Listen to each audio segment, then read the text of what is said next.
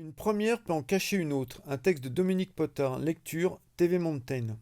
La vache, ce commentaire vient de l'étage au-dessus. Dans ma chute, j'ai dépassé le relais et pendouille au bout de la corde. Ça va? Les jambes bougent, les bras aussi. J'ai un peu mal au dos, normal après un tel gadin. Ça va? Tes mains? Quoi les mains? Je les regarde, j'ai la pulpe des doigts en charpie. Des rayures rouges strient la dalle. La première ébauche de la voix Picasso est une sanguine. Juin 1982. Comme Patrick n'est pas libre, j'ai demandé à Jean-Pierre de m'accompagner. Côté escalade, Jean-Pierre appartient à la vieille école. Les entrechats et autres contorsions pour ne pas toucher un python ne font pas partie de son répertoire gestuel. Un python, c'est fait pour se tirer dessus. Jean-Pierre est un alpiniste, pas une danseuse étoile. Cela me rappelle une scène surréaliste dont Shadow fut le témoin chanceux.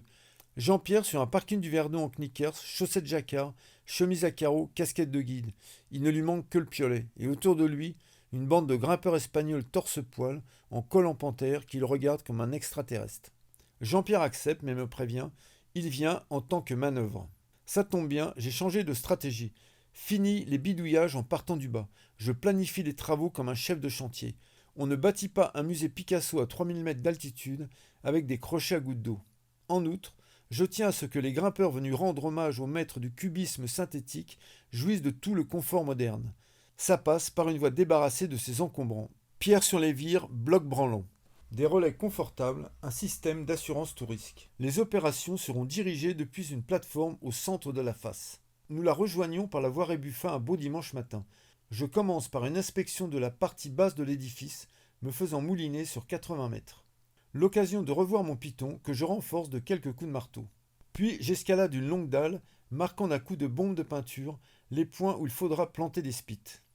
C'est l'heure de la pause syndicale. Jean-Pierre sort sa gourde et un saucisson. Il fait chaud et nous nous mettons en t-shirt. La gourde du Julienas en a pris un sacré coup quand il est temps de se remettre au travail. Plutôt remonté, j'attaque ce qui m'a tout l'air d'être la longueur clé, un dièdre vertical butant sous un toit. Pour évoquer ce qu'est un dièdre, les alpinistes évoquent la forme d'un livre ouvert. Dans le cas d'une première, il s'agit d'un livre écrit dans une langue inconnue. Assez vite, je réalise que c'est du chinois et opte pour une progression sur de petits coinceurs. Ma vitesse d'ascension s'en ressent. Il me faut un bon quart d'heure pour arriver sous le toit. Je marque mon territoire en plantant un solide piton. Jean-Pierre, du mou, s'il te plaît. Je tire sur la corde en vain. Jean-Pierre, du mou. Nouvelle traction sans succès. Cramponné à mon clou, j'observe la base arrière. Le Julienas a fait son effet. Allongé sur la plateforme, mon anard dort comme un loir. Trois alpinistes qui font la Rébuffa sont obligés de l'enjamber pour continuer leur périple. Charitable, l'un d'eux secoue Jean-Pierre. Qu'est-ce qu'il y a, ton énervé? Du mou, bordel, ton courroucé. Jean-Pierre me regarde, grommelle quelque chose, puis finit par accéder à ma demande. La suite du programme consiste à éviter le toit. Je traverse sur la droite jusqu'à une fissure déversante. Nouveau recours à l'artillerie lourde. Dans une position très inconfortable, je tabasse une cornière dans la faille qui se montre peu coopérante. Cling, cling, clong. Elle n'ira pas plus loin, je la cravate avec un anneau de corde. Jean-Pierre, qu'est-ce qu'il y a encore, ton fatigué? Je jette un œil vers le bas. Jean-Pierre a changé de position, il est adossé à la paroi et lit le journal. Quand t'auras un moment, tu me donneras du mou. Ce qu'il y a de sûr, me dit Jean-Pierre alors qu'il me rejoint au relais, c'est qu'on est obligé de sortir par le haut. Pourquoi? Tu t'imagines quand même pas qu'on va remonter l'arête de l'aiguille les pieds dans des sacs en plastique, en croisant tous les guides qui vont au cosmique. On aurait l'air malin. La veille, je lui ai dit de ne pas prendre de chaussures de montagne ni de crampons, que j'ai une combine. Une combine simple. Descendre l'arête en chaussons d'escalade, emballés dans des sacs en plastique pour ne pas les mouiller. Une perte d'adhérence à la descente, certes, mais quel gain de poids à la montée. Jean-Pierre a adoré cette descente de ski nautique, les mains rivées au piolet, les pieds sur des savonnettes. N'empêche, cette idée de sortir par le haut, et donc de finir une bonne partie du chantier aujourd'hui, me donne du cœur à l'ouvrage. C'est donc en sifflotant un air entraînant que je me lance dans la longueur suivante. La victoire en chantant nous ouvre la barrière. De la belle escalade pas trop dure, avec des fissures en veux-tu, en voilà, qui n'attendent que mes coinceurs. La liberté guide nos pas. Je m'immobilise, tel l'Indien, nez à nez avec un crottal. Un python, il y a un python dans ma première. Un python tout rouillé, mais un python quand même. Le moral en a pris un coup quand Jean-Pierre me rejoint. T'en fais une tête. Parce que toi, une première avec des pythons en place, tu trouves ça normal? Quel python? Celui-là? Jean-Pierre m'exhibe l'objet du délit. Tu l'as récupéré? Vu son âge, ça m'étonnerait que son propriétaire porte plainte pour vol. Et puis comme ça, ni vu ni connu, le soleil brille à nouveau, je repars. Et du nord au midi, l'aiguille du midi, ha ha. Je me marre tout seul en gambadant sur une jolie dalle. La trompette guerre, les bras m'en tombent et je manque d'en faire autant. Mais qu'est-ce que c'est que ce bordel?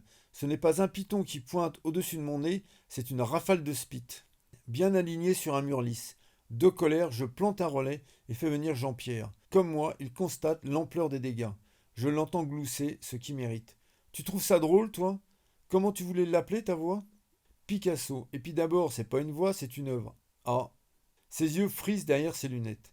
T'auras qu'à dire que tu l'as faite avec des matériaux de récupération. Le pourquoi du comment. L'année précédente, deux Helvètes sans vergogne, Michel Piola et Pierre-Alain Steiner, n'ont pas hésité à envahir le territoire français pour ouvrir une voie dans la face sud de l'aiguille du Midi. Là, de Messmaker. C'est sa sortie que nous avons eu le malheur de croiser. Quant au python rouillé, il aurait été planté par un certain Meyer.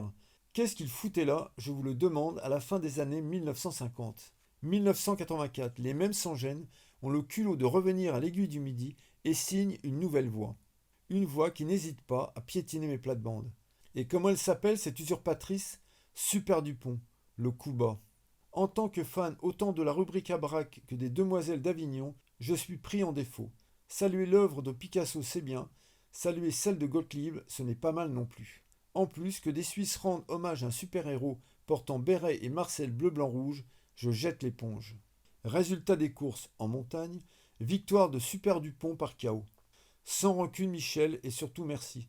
Je me fais le porte-parole de tous les amoureux de la belle grimpe pour ton œuvre inspirée et féconde.